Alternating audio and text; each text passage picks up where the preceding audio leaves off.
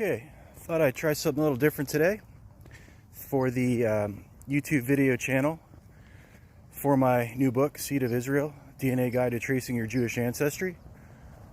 Available on Amazon in ebook and paperback versions. Links to order your copies are below. Be sure to hit that subscribe button to get more videos like this. So I'm taking a show on the road a little bit. Well, not really on the road, but just around the block. Thought I'd just take a little walk before the sun sets. I'm in Carmel Valley, California, which is a neighborhood in San Diego, in North San Diego County. And I did a little research on the history of this community, and well, it turns out that there is certainly there is a connection to Israel, as you might have inferred from Carmel. Yeah, so the Carmelite Nuns, which is a religious order, a Roman Catholic religious order. Well, I think they might have had like a dairy farm here in Carmel Valley in, I think, 1905. That's what I was reading. So, who are the Carmel Nuns? Well, the Carmel Nuns go back way back to the Crusader era in the 12th century CE. The Crusaders, when they defeated the Muslims in the Holy Land, they set up Crusader State. I believe it was called the Kingdom of Jerusalem. Very brief state, Crusader State, there in the Holy Land in Israel. And during that time, that period in the 12th century, during those Crusader states were set up. There was the religious order, the Carmelite religious order, which is named after Mount Carmel, which is, I believe it's in northern Israel. So, not sure the exact location, but I'm actually, I'll show you on a map. I'll show you a screenshot of Mount Carmel, and I'll show you a screenshot of the map where it's located in Israel. And so that's the connection. So everything, you know, there's, it's called Carmel Valley. The streets are named Carmel Creek Road, Carmel Valley Road, Carmel Ranch Road. They like the Carmel here. So I don't know if people are aware of that, but that's the connection. So basically, what I wanted this video to be about is I wanted to talk about this new archaeological evidence of the Babylonian Conquest of Jerusalem.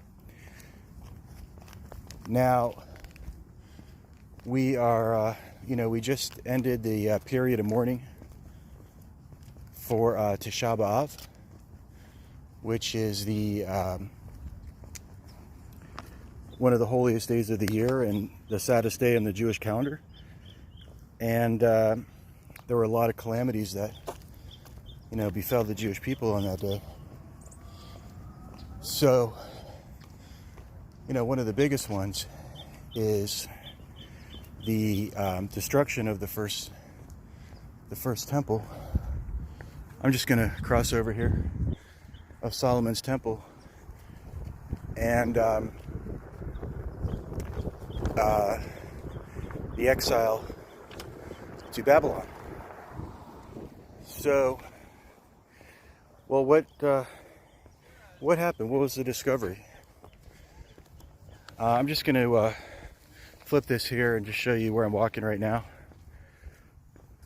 if I can do that. Haven't completely figured this out yet, but let's see. Okay, so I think I'm showing you that, yeah? Okay. So I'm walking on one of these really nice trails here. around Carmel Valley.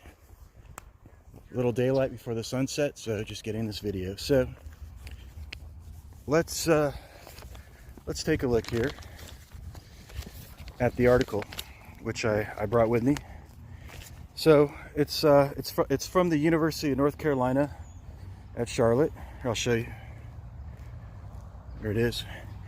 Printed it up. So the headline is "Evidence of the Babylonian Conquest of Jerusalem Found in Mount Zion Excavation." And it says the researchers digging at the University of North Carolina at Charlotte's ongoing archaeological excavation on Mount Zion in Jerusalem have announced a second significant discovery from the 2019 season. Clear evidence of the Babylonian conquest of the city from 587 to 586 BCE. The discovery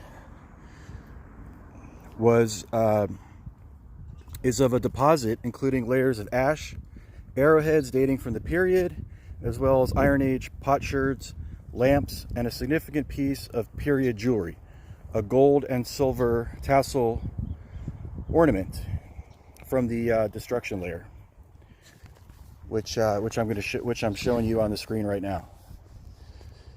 So there's still more excavating to be done. There's layers beneath that, so it could be still some discoveries to be made. So it says the team believes that the newly found deposit can be dated to the specific event of the conquest because of the unique mix of artifacts and materials found, potteries and lamps side by side, with evidence of the Babylonian siege represented by burnt wood and ashes, and a number of Scythian-type bronze and iron arrowheads, which are typical of that period.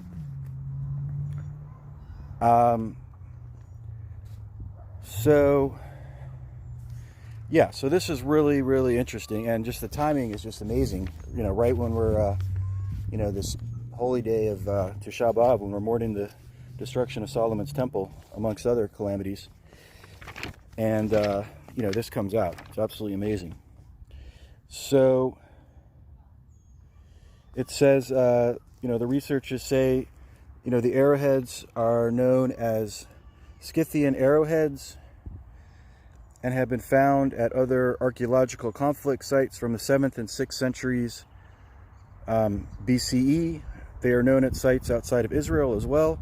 They were fairly commonplace in this period and are known to be used by the Babylonian warriors.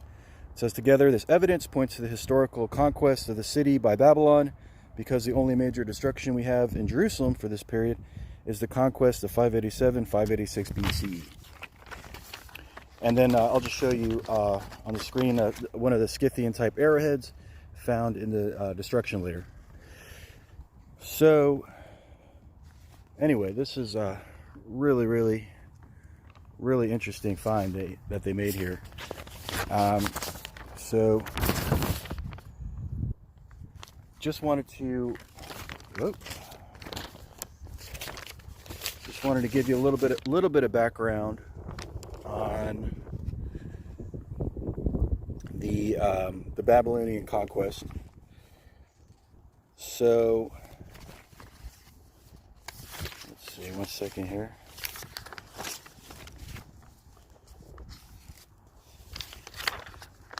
Okay, and I'll leave you links to this this find here. But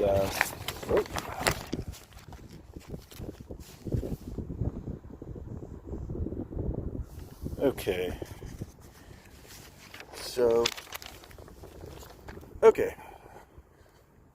So let's see. The siege happened in 589 BCE. Nebuchadnezzar II laid siege to Jerusalem, culminating in the destruction of the city and its temple in the summer of 587 or 586 BCE. Following the siege of 597 BCE, the Neo-Babylonian king of Nebuchadnezzar, he installed Zedekiah as the vassal king of Judah at the age of 21. However, Zedekiah revolted against Babylon and entered into an alliance with Pharaoh Hophra, the king of Egypt. Nebuchadnezzar responded by invading Judah and began a siege of Jerusalem in December 589 BCE.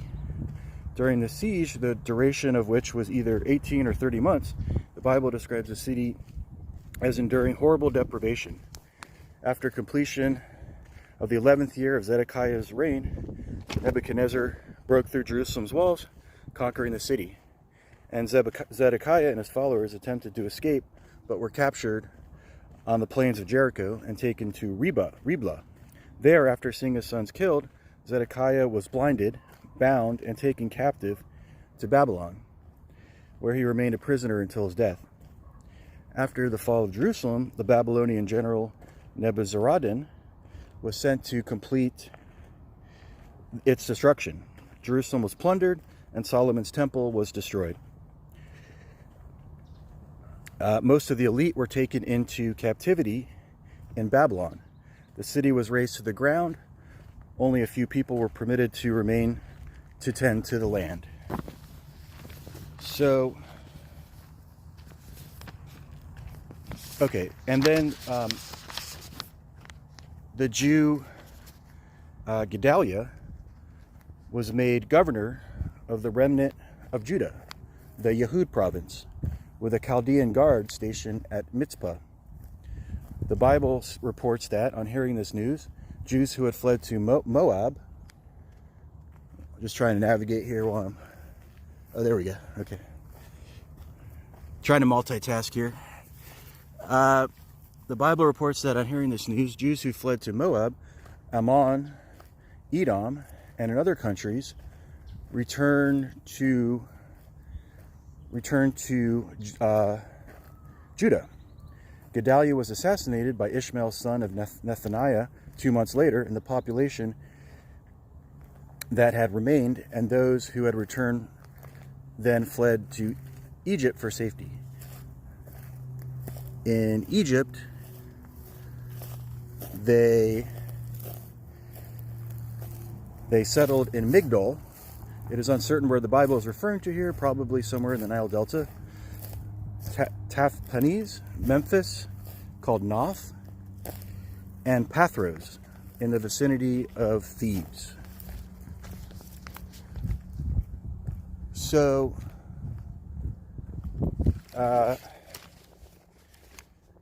let's see. That is basically it. Oh, and I just wanted to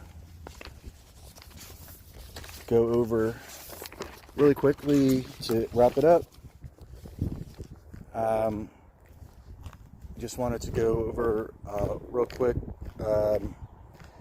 Wanted to show you some images of what the temple, Solomon's temple, looked like,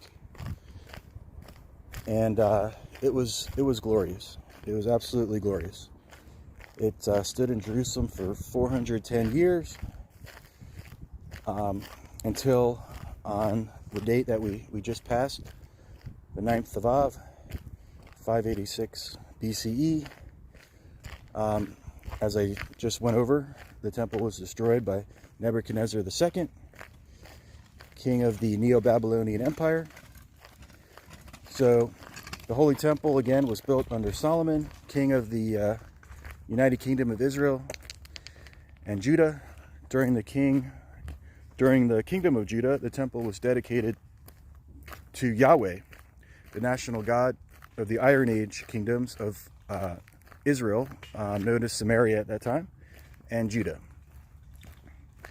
So Tisha B'Av is an annual fast day in Judaism, in which a number of disasters in Jewish history occurred.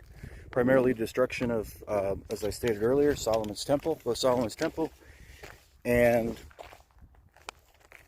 the second temple by the Roman Empire in Jerusalem.